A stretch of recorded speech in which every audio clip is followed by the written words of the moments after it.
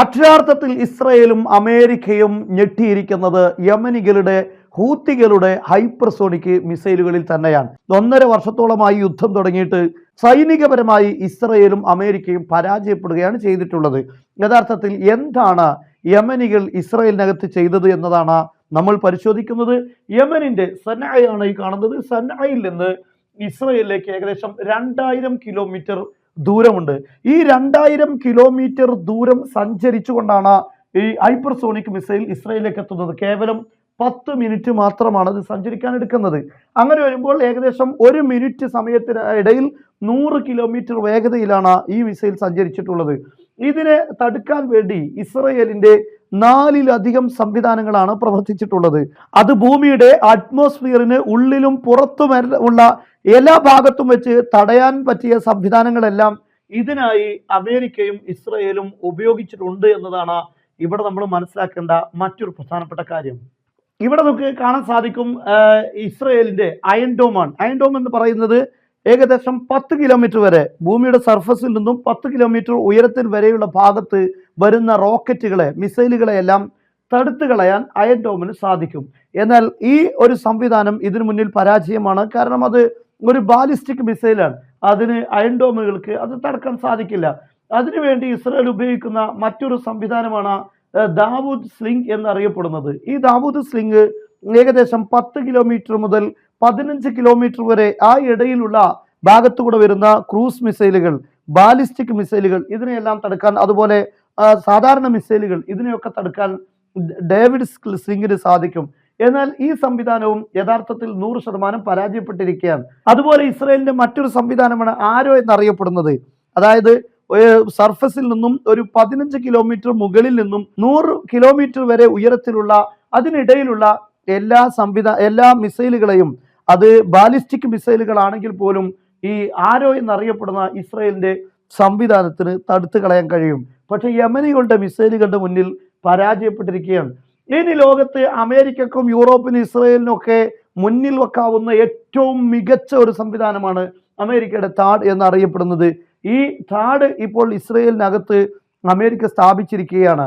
ഇത് ബാലിസ്റ്റിക് മിസൈലുകൾ, പ്രത്യേകിച്ച് ദീർഘദൂര ബാലിസ്റ്റിക് മിസൈലുകളെല്ലാം തകർക്കാനാണ് ഇത് ഉപയോഗിക്കുന്നത്. 100 കിലോമീറ്റർ മുതൽ 150 കിലോമീറ്റർ വരെ എന്ന് പറഞ്ഞാൽ നമ്മൾ നേരത്തെ പറഞ്ഞ ഔട്ടർ സ്പേസിൽ പോലുമുള്ള ലക്ഷ്യങ്ങളെ തകർക്കാൻ ഈ മിസൈലുകൾക്ക്, ഈ താഡിന്, ഈ പ്രതിരോധ സംവിധാനത്തിന് സാധിക്കുമെന്നാണ്. എന്നാൽ ഈ സംവിധാനങ്ങളെല്ലാം, ഈ 4 സംവിധാനങ്ങളെയും കാറ്റിൽ പറത്തിക്കൊണ്ടാണ് യമനികളുടെ മിസൈലുകൾ ലക്ഷ്യത്തിലെത്തിയിട്ടുള്ളത്. എന്ന് പറഞ്ഞാൽ ലോകത്തെ ഏറ്റവും ദരിദ്ര രാഷ്ട്രമായി അറിയപ്പെട്ടിരുന്ന ഈ യമനികൾ അവരുടെ ടെക്നോളജിക്ക് മുന്നിൽ അമേരിക്കയുടെയും ഇസ്രയേലിന്റെയും ടെക്നോളജി പരാജയപ്പെട്ടു എന്ന് വേണം നമുക്ക് ഇവിടെ മനസ്സിലാക്കാൻ. ഇത് ഏറ്റവും വലിയ പരാജയമാണ്. സൈനിക നടപടിയിൽ യഥാർത്ഥത്തിൽ ഇസ്രയേൽ പൂർണ്ണമായ പരാജയമാണ് എന്നതിൽ യാതൊരു സംശയവുമില്ല. നിങ്ങൾ ആലോചിക്കേണ്ട കാര്യം, ഗസയിൽ 1.5 വർഷത്തോളമായി യുദ്ധം നടക്കുകയാണ്. ഇനിയും അവസാനിപ്പിക്കാൻ അമേരിക്ക കഴിഞ്ഞിട്ടില്ല. അവിടെയുള്ള ആയുധധാരികളായ സായുധ സംഘങ്ങളായ ഹമാസിനെയും അതുപോലുള്ള വിഭാഗങ്ങളെയും ഇല്ലാതാക്കുക എന്ന ലക്ഷ്യം സാക്ഷാത്കരിക്കപ്പെട്ടിട്ടില്ല. ഇപ്പോഴും ഇസ്രയേലിന്റെ സൈനികർ അവിടെ കൊല ചെയ്യപ്പെട്ടുകൊണ്ടിരിക്കുകയാണ്. അതുപോലെ ഹോസ്റ്റേജിനെ തിരിച്ചു കൊണ്ടുവരാൻ സാധിച്ചിട്ടില്ല, ബന്ദികളെ തിരിച്ചു കൊണ്ടുവരാൻ കഴിഞ്ഞിട്ടില്ല. അതുപോലെ തന്നെ ഗസയെ പൂർണ്ണമായും അധിനിവേശം നടത്തുക എന്ന കാര്യം സാധിച്ചിട്ടില്ല. കാരണം അവിടെ ഇപ്പോഴും യുദ്ധം നടന്നുകൊണ്ടിരിക്കുകയാണല്ലോ. അതും സാധ്യമായിട്ടില്ല. എന്ന് പറഞ്ഞാൽ ലക്ഷ്യം പരാജയമാണ്. ലബനാനിലെ ഹിസ്ബുള്ളയുമായി മറ്റൊരു പോർമുഖം തുറന്നെങ്കിലും അത് ഒരു കരാറിലൂടെ പിൻവലിയുക മാത്രമാണ് ചെയ്തിട്ടുള്ളത്. സൈനിക നടപടിയിലൂടെ മുന്നേറ്റമുണ്ടാക്കാൻ കഴിഞ്ഞിട്ടില്ല. ഒരു സിറിയ ആരോ ഒഴിഞ്ഞു കൊടുത്തപ്പോൾ അവിടെ കയറി നിരങ്ങുക എന്നതിലപ്പുറം സൈനികപരമായി വിജയിക്കാൻ കഴിഞ്ഞിട്ടില്ല. ഇനി നോക്കൂ നിങ്ങൾ, ഹിസ്ബുള്ളയുടെ സംവിധാനം, അവരുടെ ഹുദ്ഹുദ് എന്നറിയപ്പെടുന്ന ഡ്രോൺ, ഈ ഡ്രോൺ ഇസ്രയേലിന്റെ മുകളിലൂടെ മണിക്കൂറുകളോളം ചുറ്റി സഞ്ചരിച്ച് എല്ലാ ഭാഗങ്ങളെയും ഒപ്പിയെടുത്തു. ഇസ്രയേലിന്റെ പ്രതിരോധ സംവിധാനമോ അല്ലെങ്കിൽ ഇസ്രയേലിന്റെ നിരീക്ഷണ സംവിധാനങ്ങൾക്കോ കണ്ടെത്താൻ പോലും സാധിച്ചില്ല എന്ന് പറഞ്ഞാൽ ലബനാനിലെ ഹിസ്ബുള്ളയുടെ ടെക്നോളജിക്ക് മുന്നിൽ ഇസ്രയേൽ പരാജയപ്പെടുന്നു എന്ന് തന്നെയാണല്ലോ അതിനെ നമുക്ക് വായിക്കാൻ കഴിയുക. അപ്പോൾ അവിടെ എല്ലാം പരാജയമാണ്. യമനികളുടെ മുന്നിൽ അവസാനമായി ഹൈപ്പർസോണിക്കിന് മുന്നിൽ പരാജയപ്പെട്ടിരിക്കുകയാണ്. നമുക്കറിയാം, ഇസ്രയേൽ പല കാലങ്ങളിലായി അയൺ ഡോമിന് പകരം അയൺ ബീം എന്നറിയപ്പെടുന്ന ഒരു സംവിധാനത്തെ പരിചയപ്പെടുത്തിയിരുന്നു. അത് ലേസർ ഡിഫൻസ് സിസ്റ്റമാണ് എന്നാണ് ഇസ്രയേൽ അവകാശപ്പെട്ടിരുന്നത്. പക്ഷേ ഈ യുദ്ധങ്ങളിൽ എവിടെയെങ്കിലും അവരുടെ ലേസർ സംവിധാനം ഒരു റോക്കറ്റിന് പോയിട്ട് ഒരു ഡ്രോണിനെ തകർത്തതായി നമുക്ക് വായിക്കാൻ സാധിച്ചിട്ടുണ്ടോ? ഉണ്ടായിട്ടില്ല. കാരണം അതെല്ലാം ഊതി ഉറപ്പിച്ച ബലൂൺ മാത്രമാണ്. അങ്ങനെ ഉണ്ടായിട്ടില്ല. ഇനി അങ്ങനെ ഒരു സംവിധാനം ഉണ്ടാക്കിയാൽ തന്നെ യമനികളുടെ ഹൂത്തികളുടെ മിസൈലിനെ തകർക്കാൻ ഒരു ലേസർ സംവിധാനത്തിനും സാധ്യമല്ല എന്നത് 100% ഉറപ്പാണ്. ഇന്ന് നമ്മൾ കാണുന്ന ലേസർ ഡിഫൻസ് സംവിധാനങ്ങളൊക്കെ ഏകദേശം 5 കിലോമീറ്ററിന് ഉള്ളിലുള്ള കാര്യങ്ങളെ ലക്ഷ്യങ്ങളെ മാത്രം തകർക്കാനേ കഴിയൂ. എന്ന് പറഞ്ഞാൽ ചില ഡ്രോണുകളെയൊക്കെ തകർക്കാൻ ഒരുപക്ഷെ സാധിച്ചേക്കാം. അതേസമയത്ത് 1 മിനിറ്റിനകത്ത് 100 കിലോമീറ്റർ വേഗതയിൽ വരുന്ന ഒരു മിസൈലിനെ എങ്ങനെ തടുക്കാനാ? 2-3 കിലോമീറ്റർ ദൂരത്തുള്ള ലക്ഷ്യങ്ങളെ തകർക്കാൻ വേണ്ടി ഉപയോഗിക്കുന്ന ഈ ലേസർ സംവിധാനം, അത് ലേസർ പ്രവർത്തിക്കുമ്പോൾ, അതായത് ഒരു ചെറിയ സെക്കൻഡുകൾ മാത്രമേ അതിന് മുന്നിൽ ബാക്കിയുള്ളൂ. ആ ലേസർ അടിച്ച് അതിനെന്തെങ്കിലും സംഭവിക്കുന്ന സമയമാകുമ്പോഴേക്ക് തന്നെ അത് സ്വാഭാവികമായും മിസൈൽ ലക്ഷ്യത്തിലെത്തുമെന്ന കാര്യം ഉറപ്പാണ്.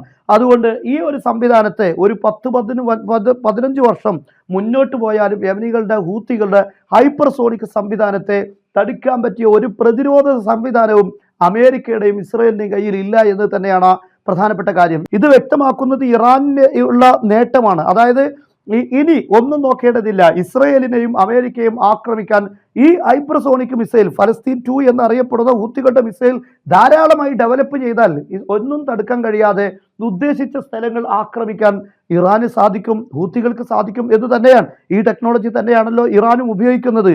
അതുകൊണ്ട് തന്നെയാണ് ഇറാൻ ഇന്ന് ഒരു പ്രത്യേകമായ സന്ദേശം ഇസ്രയേലിന് നൽകിയിട്ടുണ്ട്.